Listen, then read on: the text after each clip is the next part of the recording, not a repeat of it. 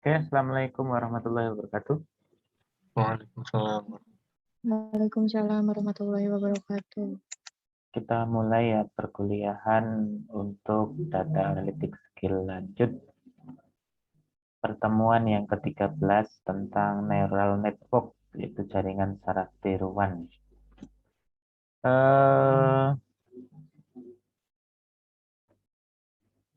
Kita lihat ya. Jadi mungkin ini kok saya muncul dari mana-mana, kemarin SOJ, sekarang data analitik, Serkom dan sebagainya ya. Jadi mungkin sebelum masuk ke materi, sedikit curhat ya, sedikit curhat bahwa kenapa kok saya bisa ngajar ini ya. Jadi sebenarnya waktu itu ada, kan sebenarnya ini diarahkan untuk pemrograman R ya, pemrograman R. Nah, pada saat itu ada pelatihan pemrograman R. Nah, ada tugas untuk membuat programnya. Jadi ada 93 yang khusus untuk machine learning gitu. Ada banyak, ada neural network, ada macam-macam. Nah, itu suruh dibikin pemrogramannya seperti apa gitu loh. Itu ada bukunya, jadi kita hanya tinggal ngikutin saja ya. Nah, kebetulan yang ngumpulin tugas itu hanya saya gitu loh ya. Yang lainnya nggak pada ngumpulin. Nah kan kalau saya sih kan karena saya ikut pelatihan, jadi mungkin sebagai tanggung jawab saya untuk mengerjakan tugas ya. Jadi saya tidak berkepikiran yang lainnya. Nah ternyata setelah itu kemudian saya dapat mata kuliah ini. Padahal materi ini saya belum, jujur aja saya kurang menguasai ya untuk materi machine learning tuh ya, karena fokus saya ke network dan security ya. Tapi ya nggak apa-apa, ini juga membuat saya lebih banyak belajar lagi ya. Jadi ya mungkin mohon maaf kalau misalnya kurang, nanti mengajarnya kurang berkenan ya, saya mohon maaf ya, seperti itu. Kemudian tolong kameranya on kan ya, jadi saya biar tahu kalian tuh benar-benar menyimak apa tidak ya. Jadi silahkan tolong kameranya di on kan ya. Saat sini nggak ada kamera yang on ya. Nah seperti itu ya, kayak Muhammad Ridho nih rajin dia. Jadi biar kelihatan kalau kalian nyimak gitu loh ya. Jadi pokoknya yang kamera nggak on, nanti pertanyaan siap-siap saya tanya ya. Itu aja. Jadi perannya seperti itu ya. Jadi biar saya ingin melihat bahwa kalian benar-benar menyimak saya apa tidak gitu. Jadi kan ini kan yang saya tampilkan adalah PPT ya, tetapi saya juga perbesar nih videonya. Jadi biar kalian kelihatan siapa yang kameranya on gitu.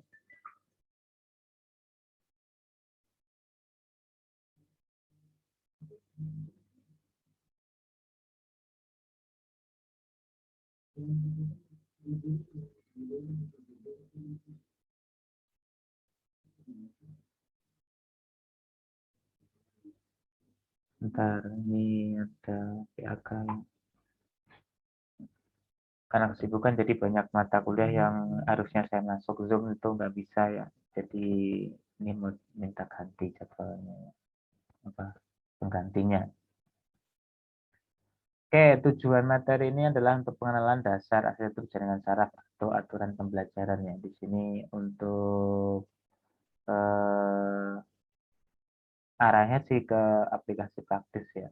Tapi di sini nanti juga akan sedikit ditampilkan ya untuk bahasa R-nya ya. Ini kalian sudah pada belajar pemrograman R belum? Sudah, Pak. Sudah nyampe apa? Moving average. Oh, menggunakan average. Jadi untuk yang apa? Memanggil paket-paket sudah belum? Sudah, Pak. Sudah, oh, berarti sudah bisa ya. Intinya sih memanggil paket ya untuk menggunakan apa namanya? Machine learning kayak ini neural network itu juga itu hanya memanggil paket. Nah, paket itu kalau misalnya belum ada, kita install dulu, kita tambahkan dulu ya. paketnya diinstal dulu, nah kemudian baru dipanggil, nah terus masukin sintaksnya, parameternya seperti apa gitu.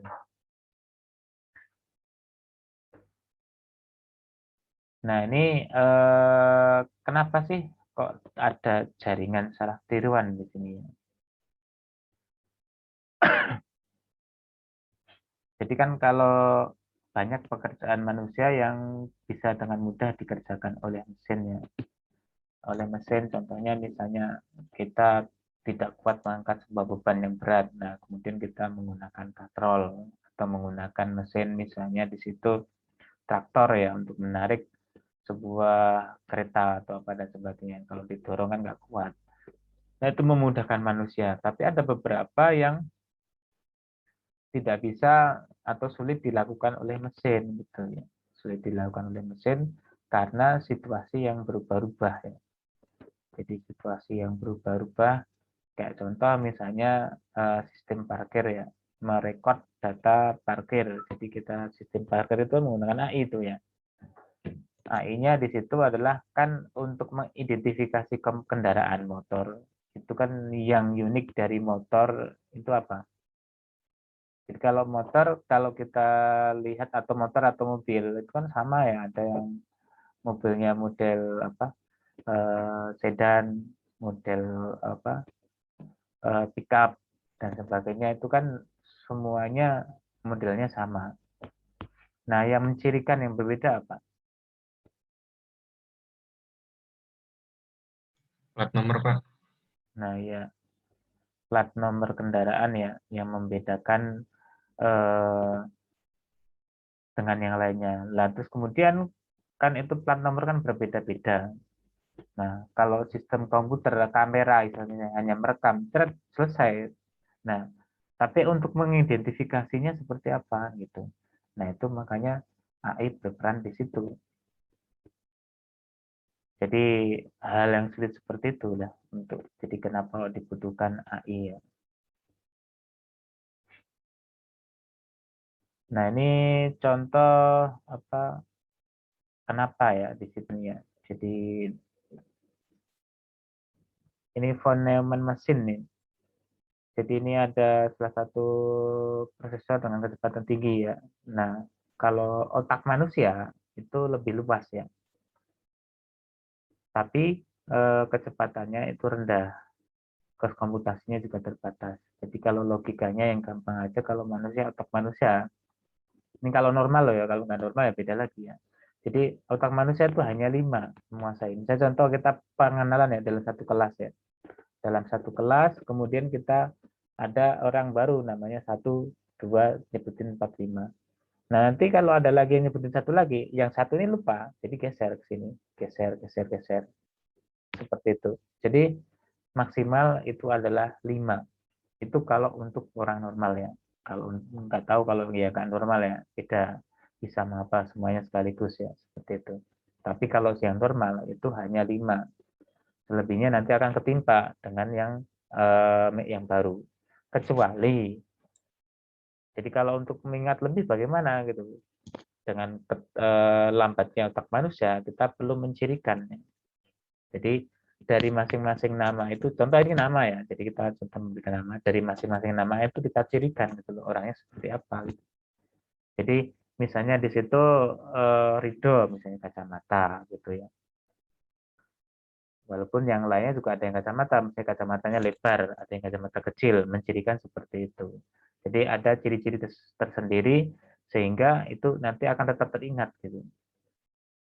Itu yang kalau pertama lo ya. Jadi kalau setelah terbiasa kita ngobrol berteman dan sebagainya, akhirnya lama-lama kan hafal ya. Itu karena berulang kali kita menghafal. Tetapi kalau hanya satu kali menghafal, itu maksimal 5. Coba aja kalian buktikan sendiri. Misalnya di situ ada kalian misalnya orang satu teman yang lainnya, satu teman yang lainnya. Kalian tulis 5 nama, hafalin. Jadi hanya satu kali baca ya. Satu kali baca. Satu kali baca, itu 5 nama. Nah, pertama baca 5 nama tersebut, kemudian disebutkan ulang. Itu pasti bisa 5 itu. Kecuali kalau lambat ya, jadi pasti nggak bisa.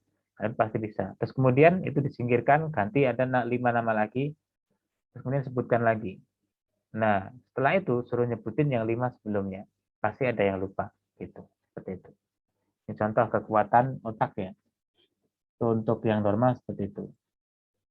Nah, untuk komunikasi juga ini von Neumann mesin ini adalah alat komputer ya.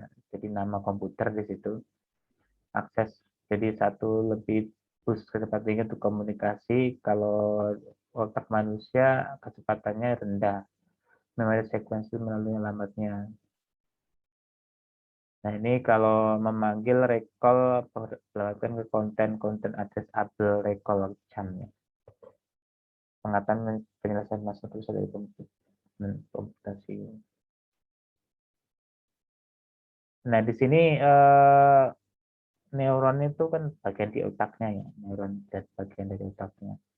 Ini tetap ya. Kalau ini berbeda-beda ya. Kalau untuk yang von Neumann mesin penyelesaiannya berbeda-beda, terpisah dari komponen komputasi. Terus kemudian sulit beradaptasi. Kenapa sulit beradaptasi? Karena harus di-coding ulang ya untuk membuat agar dia bisa beradaptasi harus disesuaikan lagi. Sedangkan untuk human brain itu adaptasi melalui pengubahan konektivitas. Konektivitas. Jadi kalau kita manusia pasti lebih gampang beradaptasinya. Nah, otak manusia jadi secara biologis ya. Jadi sebelum kita mau ngomong ke jaringan saraf tiruan atau neural network, kita ngomongin tentang jaringan saraf yang benarnya seperti apa ya. Jadi kalau otak manusia itu dari kecil ya, dari lahir itu apa istilahnya sudah dibekali dengan otak yang sangat luar biasa ya. Tapi sampai saat ini istilahnya sebagian besar manusia itu hanya mempergunakan 20%, nggak nyampe ya, di bawah 20% kapasitas otak kalian itu ya, semua manusia itu semua. Jadi otaknya masih banyak space yang kosong. Nah, kalau mau apa, mungkin yang jadi yang logis ya istilahnya, ada film ya, satu film tuh, apa judulnya itu ya, yang aktornya perempuan ya, ada yang tahu tuh, Lucy ya, Lucy kalau nggak salah sih, Lucy. Jadi Lucy dia dicekokin, tapi ya bukan ya, ini bukan istilahnya pemicunya sih itu ya. Pemicunya itu adalah dia pembawa narkoba di perutnya istilahnya.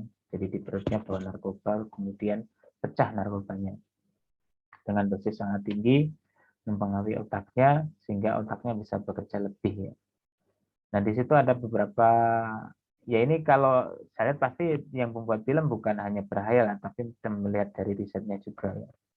Jadi ternyata setelah kapasitas otak kita digunakan lebih besar itu kita bisa melakukan hal yang macam-macam. Jadi kan contoh yang logis saja kayak misalnya ada itu misalnya penggunaan itu 30%. Nah, itu kita bisa menggerakkan benda tanpa kita sentuh. Kan banyak ya contohnya ya. Jadi pakai pikiran ya, kekuatan pikiran. Jadi menggerakkan benda tanpa disentuh. Benda itu bisa digeser, bisa ditarik kayak pesulap dan sebagainya ya. Tapi itu beneran dengan kekuatan otak ya. Betul 30%, kemampuannya 30%. Jadi terus kemudian ada yang 50% ya. 50% itu sudah bisa mengontrol yang makhluk hidup juga bisa. Jadi kalau tadi kan hanya benda mati, itu bisa mengontrol makhluk hidup. Jadi tidak akan bisa istilahnya ya kita bisa mengangkat manusia dan sebagainya ya. Kalau tadi kan pas 30% hanya benda mati ya. Nah itu sampai 75%, nah terakhir sampai 100% itu bisa hilang. Mokso istilahnya kalau bahasa Jawanya ya. Dengan pemakaian otak 100% itu bisa hilang. Jadi ada tapi tidak ada gitu. Jadi dia ada di mana-mana jadi dimasuk ke dalam komputer. Akhirnya endingnya gitu masuk ke dalam komputer jadi sebuah flash disk. Jadi kayak sebuah virus saja seperti itu. Tapi dia punya kemampuan otak yang cukup bagus. Itu menarik tuh filmnya. Silahkan nonton Lucy. Tapi ya agak keras juga. Karena situ ada actionnya. Tapi yang kita ambil itu adalah kemampuan otaknya itu. Jadi ada perubahan-perubahan kalau kita pemakaian otak lebih banyak itu nanti akan perubahannya seperti apa. Nah, kalau sesuai dengan film kan ada istilah mokso itu juga ya, hilang itu tanpa bekas, kayak misalnya Raja Majapahit dulu kan ya. Raja apa? Siapa tuh? Lupa namanya. Itu dia mokso gitu. Jadi ada tempatnya, peninggalannya juga ada. Jadi di situ dia melepas pakaiannya di mana, mandinya di mana, bersuci, terus akhirnya hilang. Kalau hilang itu sebenarnya bukan hilang, tapi gimana menjelasinnya ya? Mokso aja, jadi tidak berwujud ya. Tapi dia ada, gitu. Tidak berwujud tapi ada, tidak bisa disentuh seperti itu mokso. Jadi matinya mokso. Oke, kita lanjut ke materinya di sini ya, jaringan saraf biologinya. Nah, di dalam otak manusia itu terdiri dari neuron-neuron ya. Nah, neuron-neuron itu masing-masing dihubungkan dengan namanya sinapsis. Terus kemudian kerja neuron itu tergantung dari rangsangannya atau sinyal yang jadi saling berkaitan. Jadi itu bekerjanya itu dari rangsangan yang ada. Jadi contoh kayak misalnya kita itu segala sesuatu memang perlu rangsangan istilahnya. Contoh ilmu yang tidak bisa kita logika misalnya ya, itu seharusnya orang normal misalnya tembok 3 meter itu tidak akan bisa dinaikin, loncatin gitu. Nah kemudian tiba-tiba kita dikejar anjing, nah terus kemudian kita bisa loncat 3 meter. Nah itu adalah salah satu hal yang pemicunya, jadi ada pemicunya. Nah, itu kemampuan manusia seperti itu ya. Jadi kalau sudah kepepet dia maka akan menemukan sesuatu atau bisa menyelesaikan masalahnya dengan bagus seperti itu.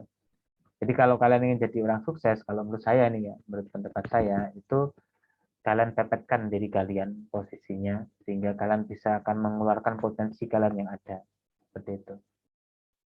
Jadi dipepetkan itu dikondisikan bahwa kalian itu tidak istilah sudah terpojok gitu loh, jadi bingung.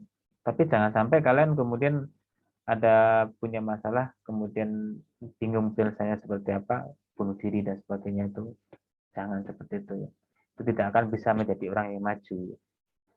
Jadi kalau ingin maju pepetkan, jadi selalu ditimbang pada bukan kita saja dalam suatu masalah, bukan ya, tapi kondisi kita dipepetkan. Bisa contoh ya, apa contohnya ya?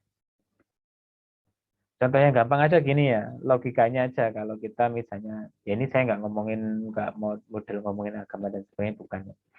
Jadi jangan dikaitkan dengan agama dan sebagainya ya. Jadi kalau kita misalnya nabung kita pengen beli motor, itu nggak akan kumpul-kumpul duitnya tuh, lama sekali ya. Nah beda dengan kalau kita misalnya kredit motor. Nah kita bisa kredit motor, nah itu bisa bayar gitu. Padahal kalau kita ngumpulin itu nggak akan bisa gitu. Contoh seperti itu.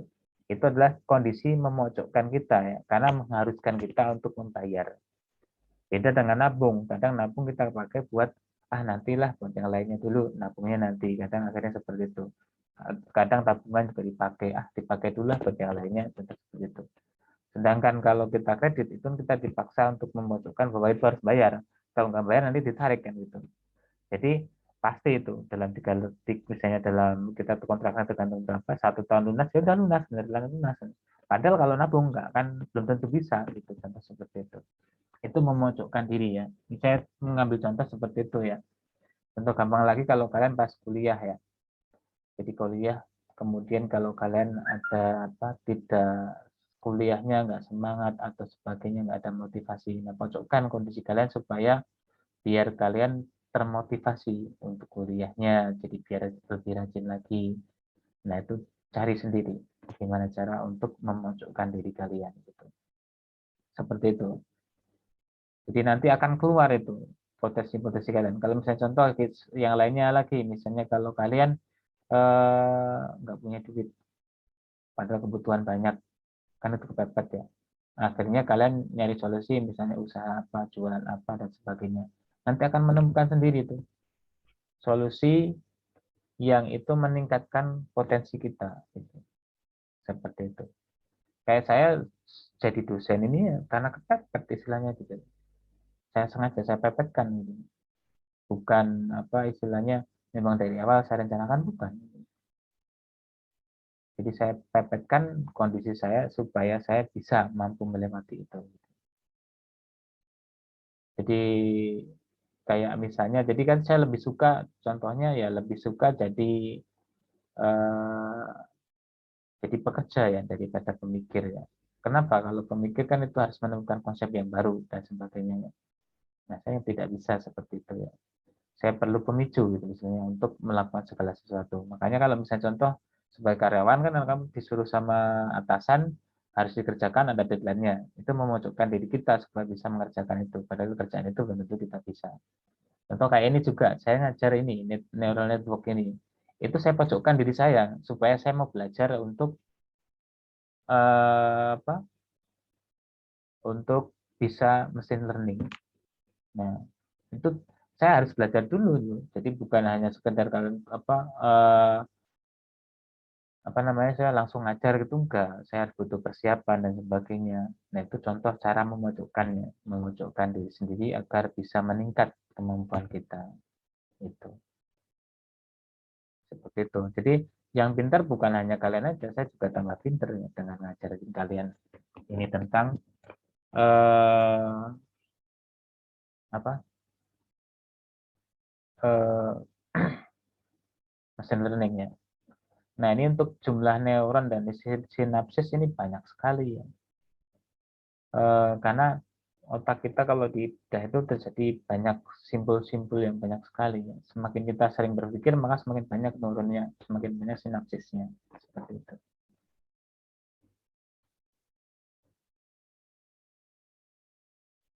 Oke ya, jadi jumlah yang banyak itu maka otak mampu melalui pola melakukan perhitungan kontrol. Contoh yang gampang aja kita misalnya bermain catur ya.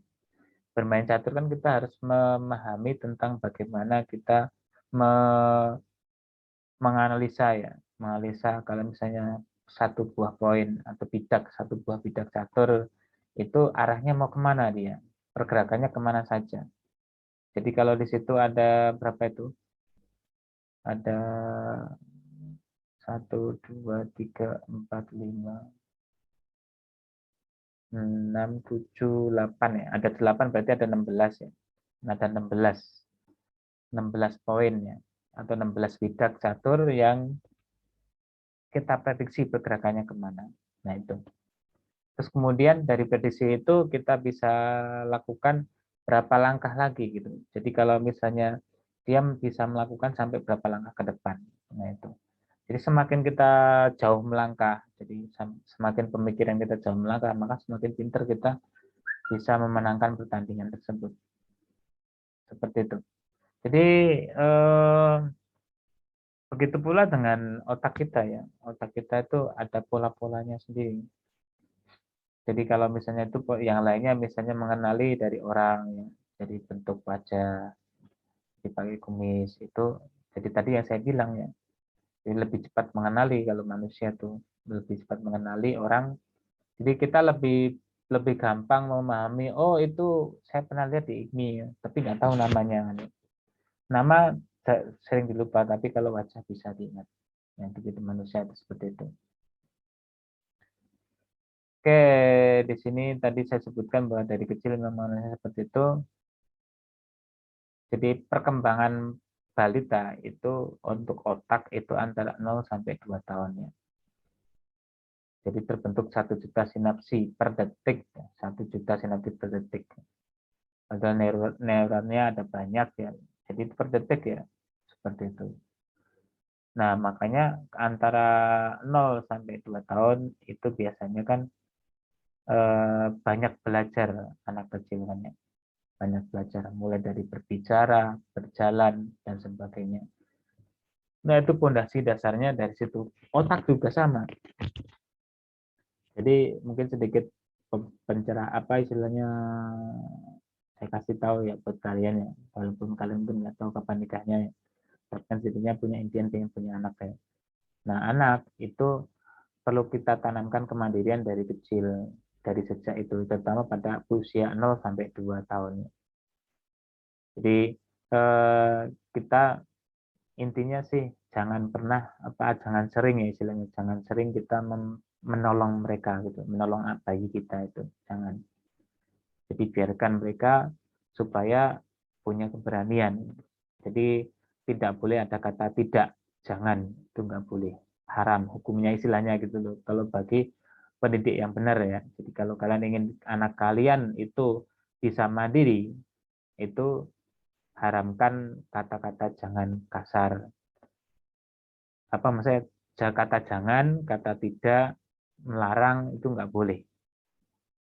Tapi diarahkan gitu ya. Jadi anak kecil dikasih pengertian, jangan ngomong dilarang. Misalnya dia mau udah mulai bisa berjalan, ya.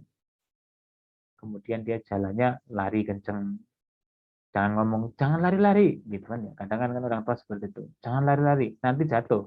Ya beneran jatuh gitu loh. Karena ucapan orang tua adalah doa juga gitu. Jadi jangan sampai seperti itu ya. Itu pas pada saat usia 0 sampai 2 tahun ya, anaknya pada ya paling lucu lah gitu, paling lucu. Nah, seperti itu bisa ditanamkan dari kecil. Kalau jatuh, udah pura-pura kita nggak lihat. Dia maka akan bangun sendiri, nggak akan nangis. Tapi kalau kita biasakan dia jatuh kemudian kita tolong, dia akan nangis dulu. Jadi kalau misalnya nggak kita segera kita tolong, dia akan nangis. Tapi kalau sudah terbiasa dia jatuh, kemudian pura-pura nggak lihat, atau kalau kita lihat kita kasih tahu, udah bangun nggak apa-apa, ada seperti itu. Jadi bangun nggak apa-apa gitu. Langsung bangun dia, nggak akan nangis gitu. Itu melatih anak untuk mandiri dari kecil seperti itu. Kalau misalnya sering dilarang, itu ya kayak contohnya Saifuddin tuh ya, dia penakut dan sebagainya kan gitu. Karena sama orang tuanya apa-apa dikit-dikit dilarang, dikit-dikit dilarang. Jadi akhirnya anaknya tidak bisa mandiri dan sebagainya seperti itu. Contoh ya, ini contoh. Jangan marah ya, Sep. Santai aja, Pak. Ya, oke. Oke, seperti itu ya. Jadi sekilas, jadi perlu dipahami. Jadi, tapi susah juga ya kalau kita misalnya berkeluarga itu kan, apalagi ada mertua atau ibu kita, pasti masih akan seperti itu ya. Punya cucu, apa-apa pas misalnya mau main apa dilarang. Banyak kan ya, sering kan. Coba perhatikan aja anak-anak di sekitar kalian seperti itu pasti. Sering dilarang, kemudian kalau jatuh atau apa pasti ditolong. Kalau anak saya enggak, sampai pernah tabrak motor dan sebagainya ya. Maksudnya tuh enggak ya apa ya, jadi kemandiriannya bagus ya istilahnya, dan sampai sekarang jadi punya pemikiran sendiri, berani, terus kemudian mau menyampaikan pendapat ke orang tua, jadi sering kita ajak ngobrol dan sebagainya. Tujuannya apa, biar mereka selalu terbuka gitu, tidak mencari perhatian dari orang lain dan sebagainya, seperti itu. Oke, neuron itu ada 3 komponen utama, ada dendrit, soma, sama akson. Dendrit ini menerima sinyal dari neuron lain.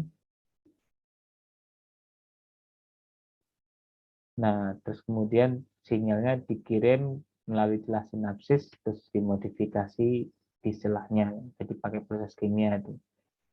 Kemudian soma itu jumlah semua sinyal yang masuk.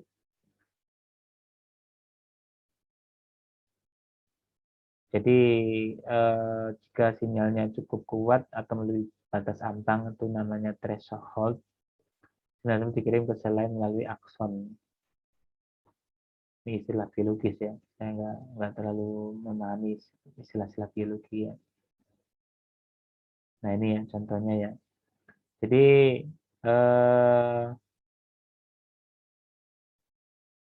ini akson. Jadi akson ini kayak model sinyal ya, sinyal ya. Sinyal yang dikirim ya. Jadi jalurnya. Nah ini ada somanya, dendritnya itu ini, kemudian sinaptiknya. Ini di dalam neuron ya, dalam neuron. Ini seperti ini, ada akson, soma, dendrit. Nah sinaptik itu seperti ini ya. Jadi ini sebagian kecil ya, ini baru satu bagian kecil. Nah, ada jutaan ya, mungkin bahkan lebih juga dari jutaan.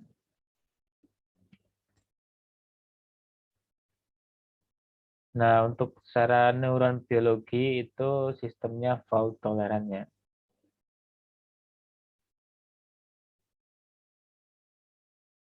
Nanti yang saya sebutkan tadi ya. Jadi manusia itu lebih dapat mengalami sinyal input yang agak berbeda dari yang diterima sebelumnya. Jadi kan kadang kan kalau kita, walaupun dia misalnya sudah lama ya, kita teman waktu SD atau EDC banyak perubahannya.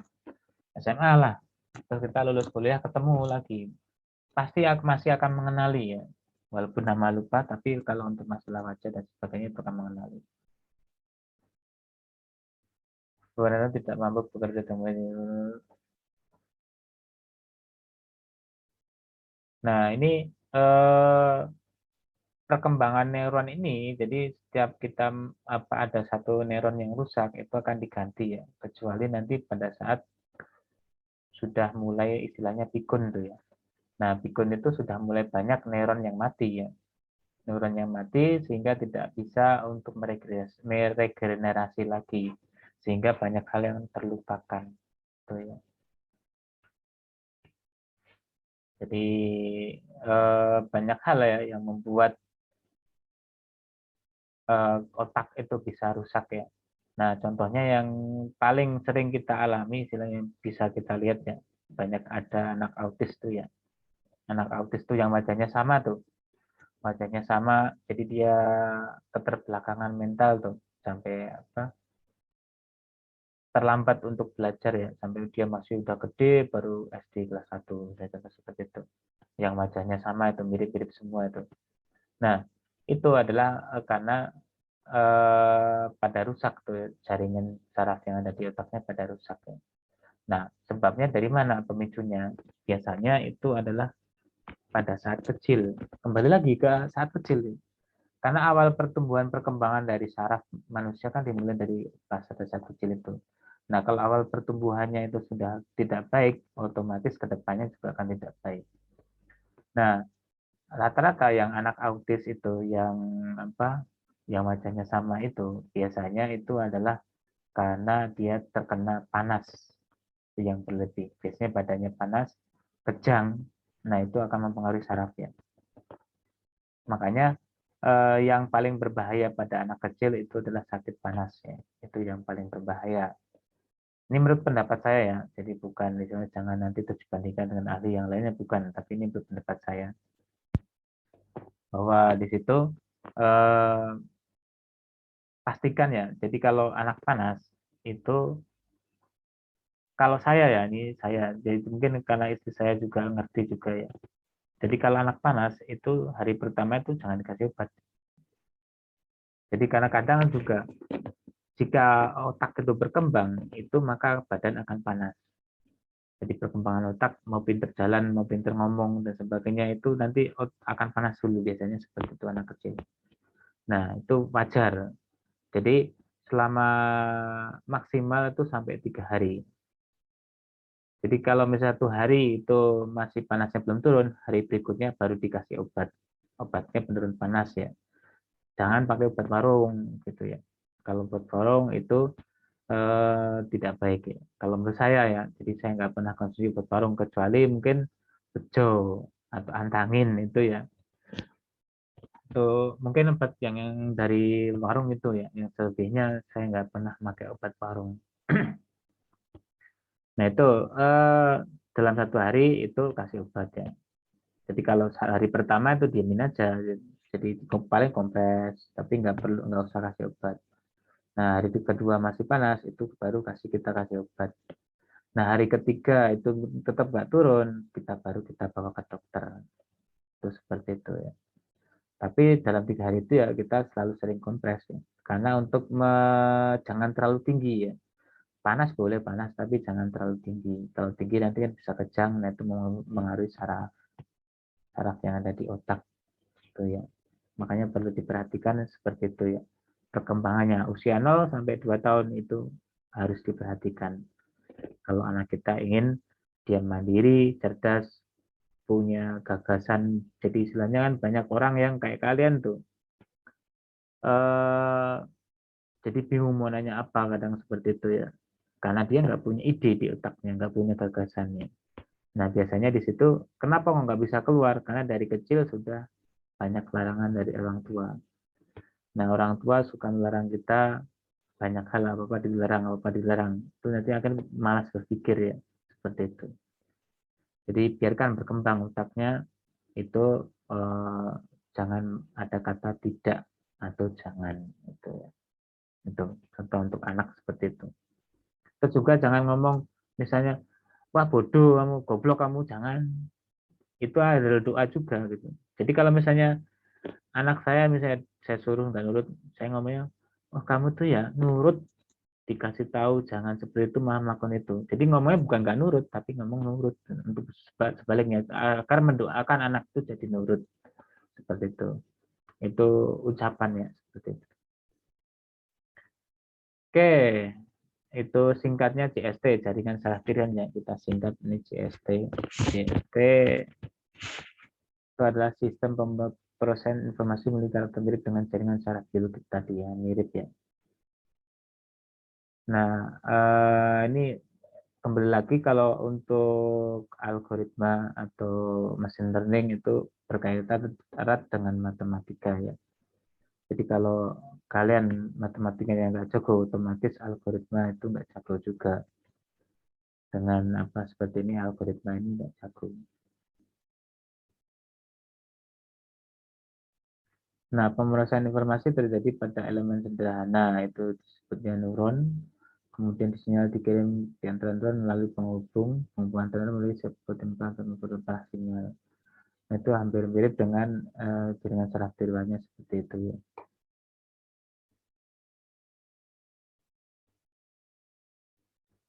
Jadi kalau memang yang paling pinter istilahnya Pak KG ya untuk masalah ini, karena ini berkaitan dengan matematika ya.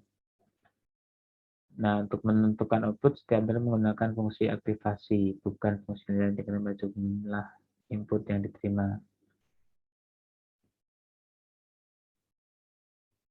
Nah, kemudian di sini ada karakteristik 3 hal jaringan saraf tiruan, itu ada pola hubungan antar neuron, metode menentukan bobot penghubung, fungsi aktivasi.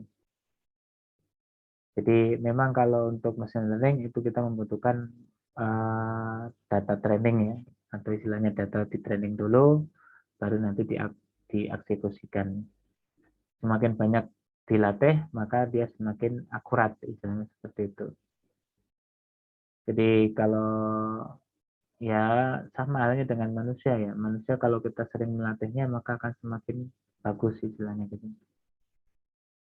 Jadi begitu pula di sini juga jaringan saraf tiruan atau yang mesin learning lainnya juga sama ya. Itu metode training biasanya banyak ya daripada yang akan dieksekusi.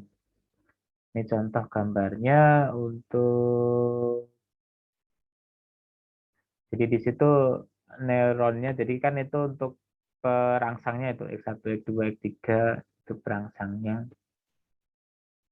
Ya, inputannya ya, istilahnya inputannya itu X1, X2, X3, kemudian nah untuk jalurnya tadi kan apa tadi istilahnya untuk jalurnya tadi itu W1, W2, W3 ya. Ketika sinyalnya kemudian dijumlahkan mengikuti fungsi aplikasi. Jadi kalau nilai fungsinya itu cukup kuat, jadi dari X dijalurkan melalui W, kemudian akan jadi ke Y. Kalau Y-nya itu kuat, jadi melewati threshold, itu maka akan diteruskan ke neural yang lainnya. Jadi nilai fungsi aktivasi keluaran jaringan dapat dipakai sebagai dasar untuk mengubah robot. Nah, ini sejarahnya, sejarah saraf, jaringan saraf tiruan.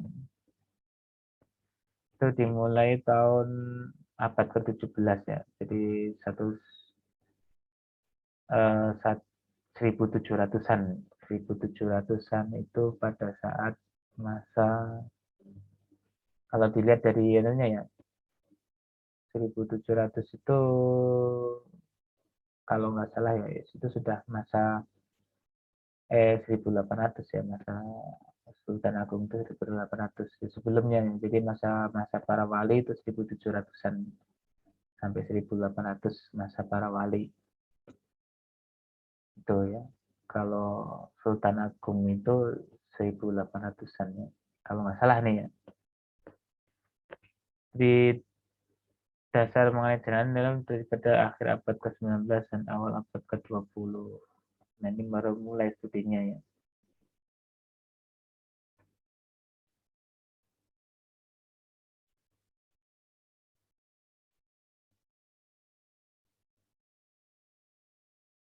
Nah, untuk pandangan modernnya itu munculnya tahun 1940-an itu karya dari Warren McCulloch dan Walter Phillips. Dia menunjukkan tentang jaringan neuron itu bisa menghitung segala fungsi aritmatik dan logika.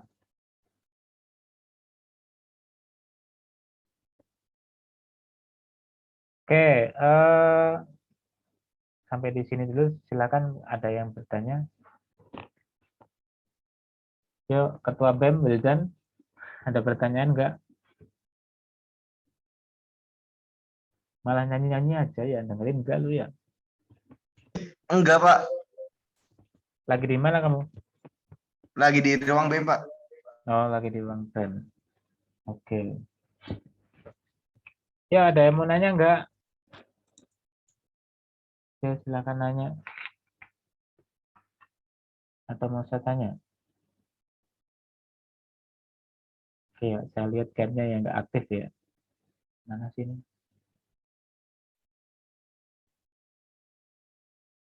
Oh, pada dinyalain semua nanti ya.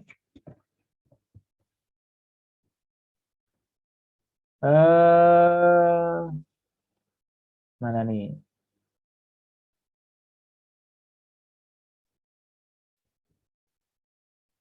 Alimuddin. Nah, Alimuddin. Make on, Alimuddin.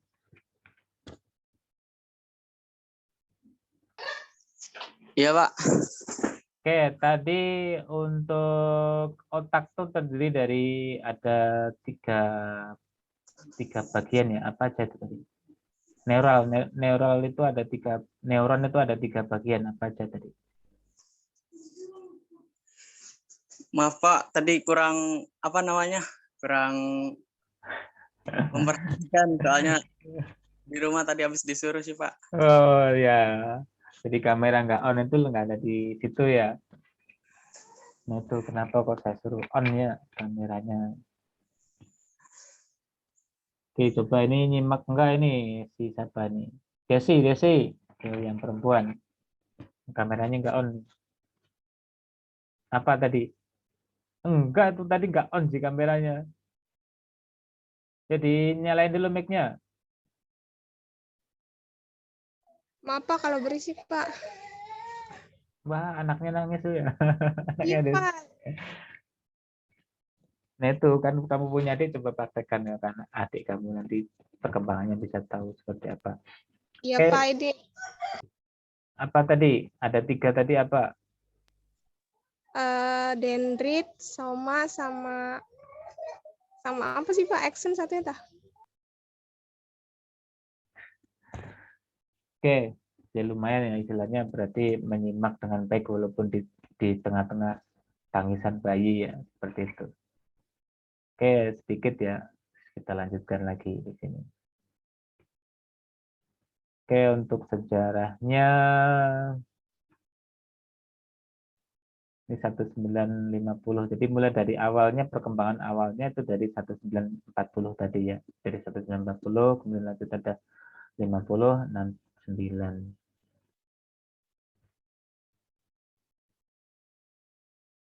Kemudian ya karena tidak berkembang lebih lanjut, kenapa? Karena komputer masa lalu kan masih besar ya istilahnya. Jadi kinerja komputernya masih lambat, jadi ya belum mengarah ke situ.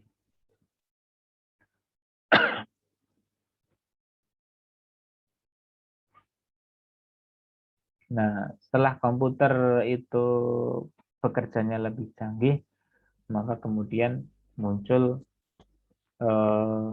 penelitian-penelitian yang berkaitan dengan mesin neural network ini ya, makin meningkat gratis. Nah, kalau sekarang sih sudah istilahnya sudah umum ya. Kalau zaman dulu kan masih hal yang baru ya.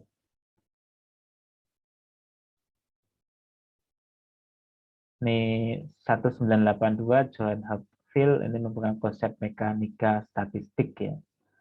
Jadi untuk fungsinya untuk memori. Kemudian nah kemajuannya kedua tahun 80 algoritma backpropagation untuk melatih perception. Jadi kalau kita bisa melihat ya, bisa melihat dari, jadi kan bisa kalian misalnya search di jurnal-jurnal internasional, di Scientific atau di mana di situ kalian cari aja tentang algoritmanya ya. Jadi untuk machine learning ya. Mungkin dulu tidak disebutkan bahwa itu namanya neural network apa bukan ya, atau jaringan saraf visual enggak, tapi dengan istilah yang lainnya ya. Nah, itu. Nah, bisa kita cari di situ, nanti akan ketemu bahwa pertama kali itu kapan, siapa yang meneliti, itu ada di situ. Nah, ini yang 1988 aplikasi jaringan saraf tiruan. Nah, ini ada banyak aplikasi, yang salah satunya adalah Adaptive Channel Equalizer. Nah, pertama kali di situ adalah namanya untuk jaringan neuron tunggal ya, untuk sistem telepon jarak jauh. Fungsinya menstabilkan sinyal, itu sukses sekali ya.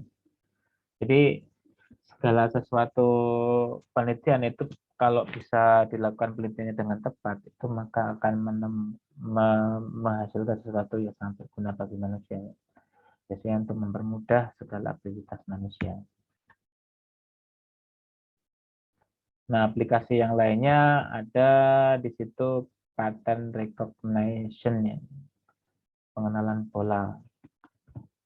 Nah, pola huruf, pola angka, tanda tangan. Nah, contohnya itu kan tanda tangan itu kan bisa apa? Bisa dianalisa ya, itu asli atau palsu, itu bisa dengan tool ini. Kemudian ada pengolahan sinyal jaringan saraf tiruan, ada model ada line. Ini untuk menentukan noise dalam saluran telepon. Terus peramalan. Nah, ini yang banyak dipakai ya. Peramalan, jadi untuk misalnya di situ untuk menentukan ya, jadi kedepannya itu seperti apa, peramalan kan seperti itu ya, memprediksi ya, prediksi tingkat akurasinya berapa persen itu untuk ramalan, itu seperti itu. Ada lagi aerospace.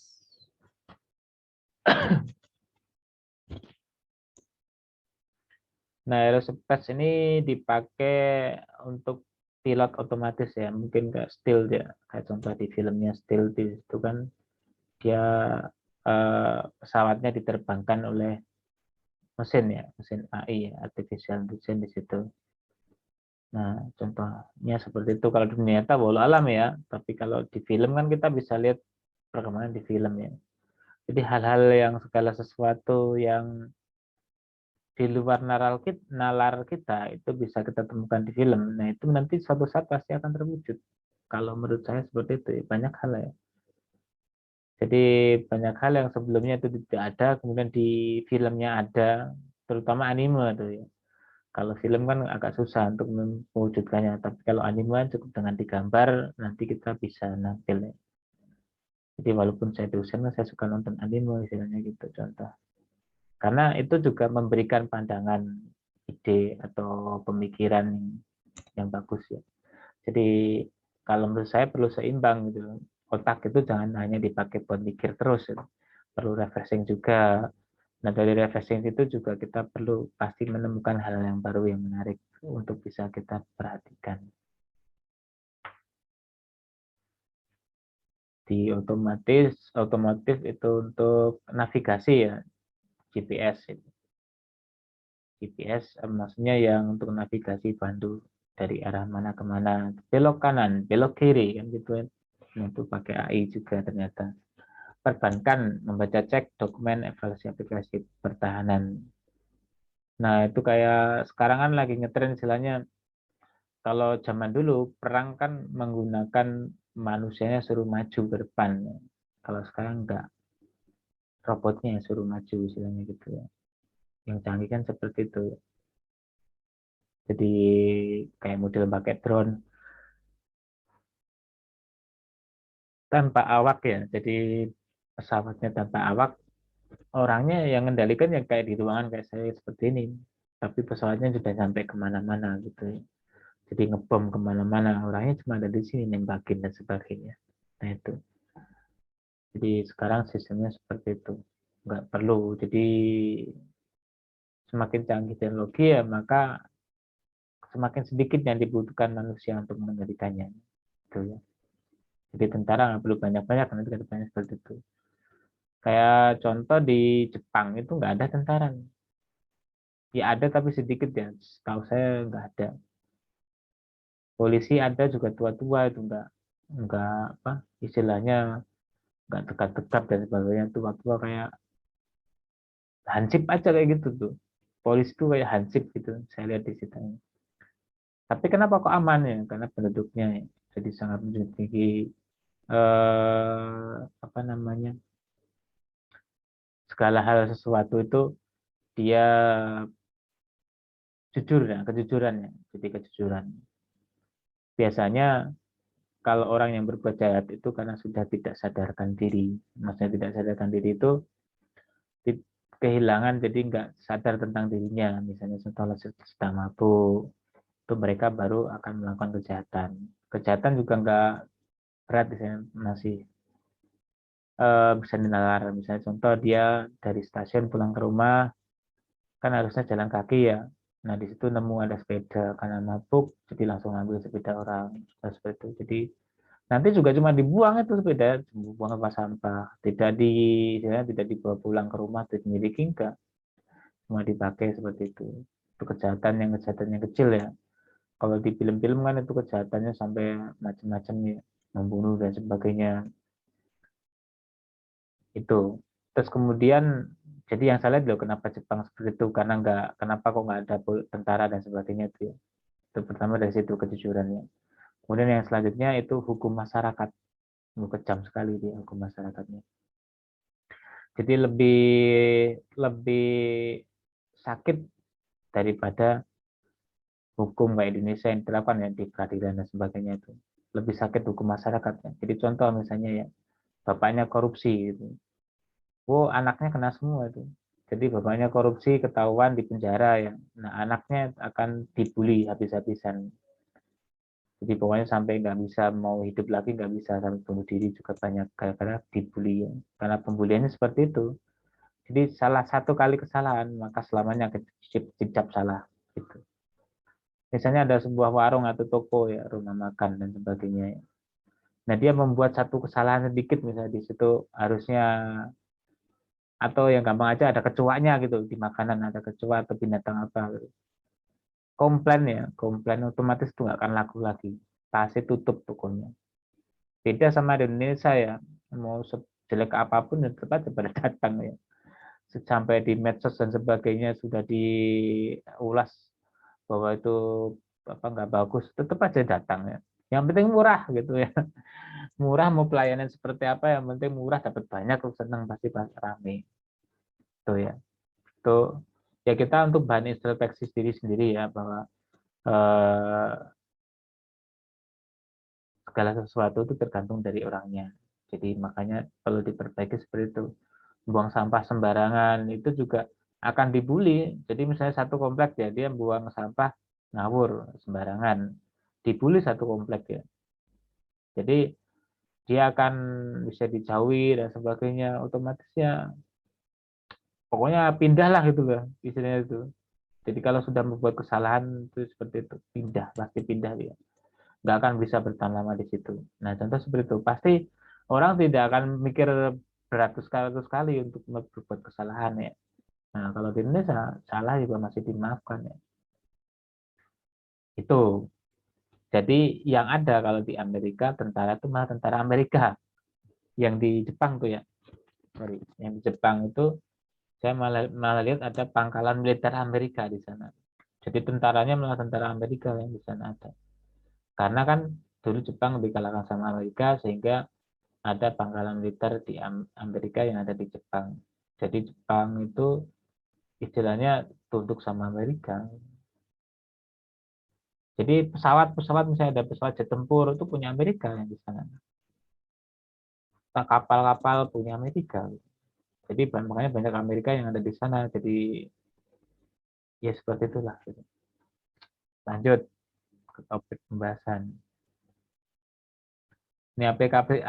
Ini aplikasi-aplikasi yang menggunakan jaringan saraf tiruan yang dipakai di segala bidang ya. Jadi ini itu ada banyak sekali dari segala apa itu ya, robotik juga. Nah, kalau untuk robotik itu jadi ini kita ngomongnya ilmiah ya. Jadi yang sudah ada jurnalnya itu baru nyampe membuat lengan ya. Jadi lengan itu robot itu baru nyampe lengan. Jadi kalau misalnya ada di video-video robotnya bisa jalan dan sebagainya, itu ya maksudnya yang kaki dua ya, robot berkaki dua. Itu tidak ada, belum ada. Robot yang paling canggih itu yang model anjing tuh, yang model anjing itu ada robotnya. Yang paling bagus itu ya.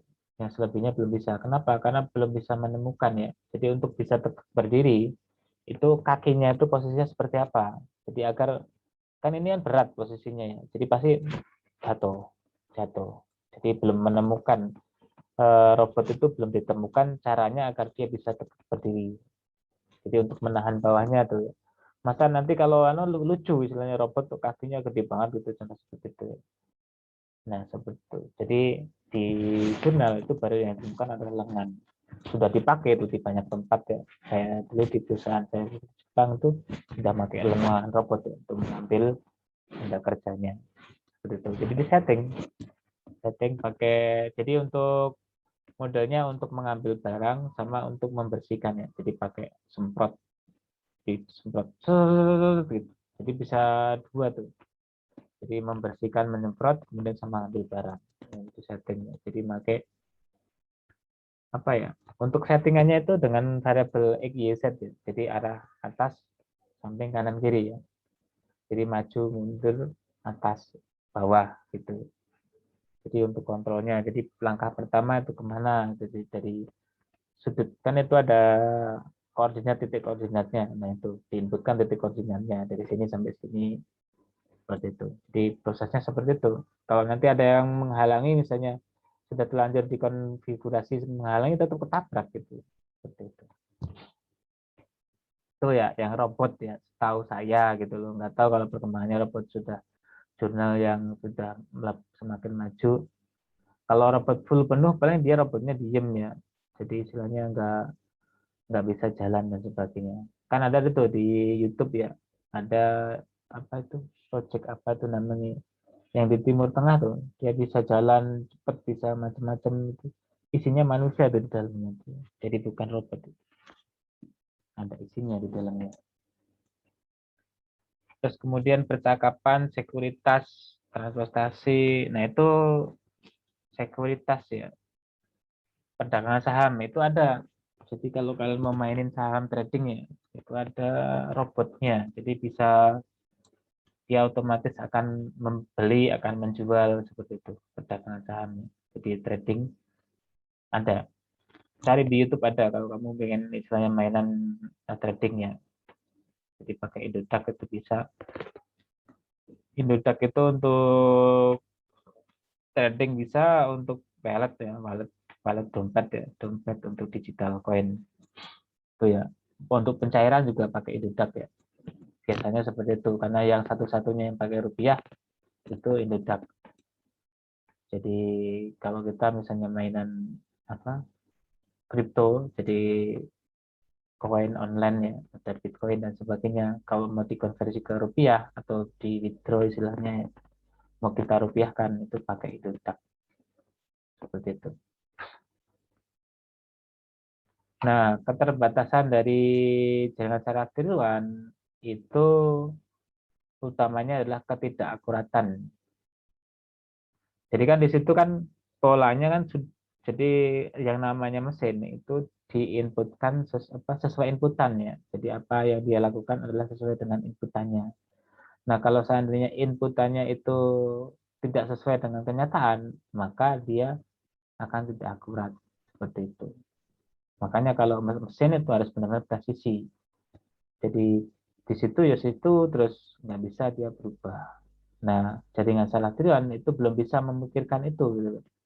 Memikirkan bahwa ini kalau terjadi misalnya contoh ya, kita harus mengebor pada titik misalnya koordinatnya berapa gitu ya. Nah, ternyata bendanya itu meletakkannya miring dan sebagainya, otomatis tidak pas. Nah, itu seperti itu. Oke, ya ini sampai jam berapa nih?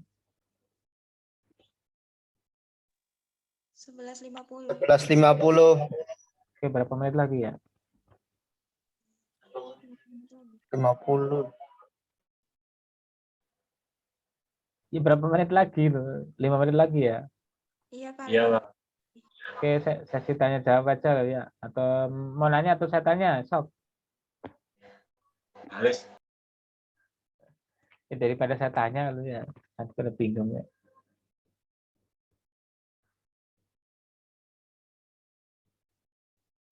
Apa? Nah, ini novel apa? Terus aku mau nanya apa novel?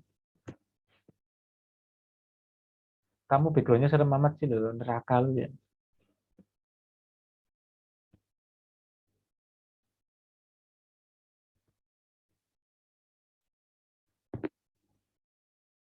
Oke, ini saya kasih sesi tanya jawab juga. Nah ini ya.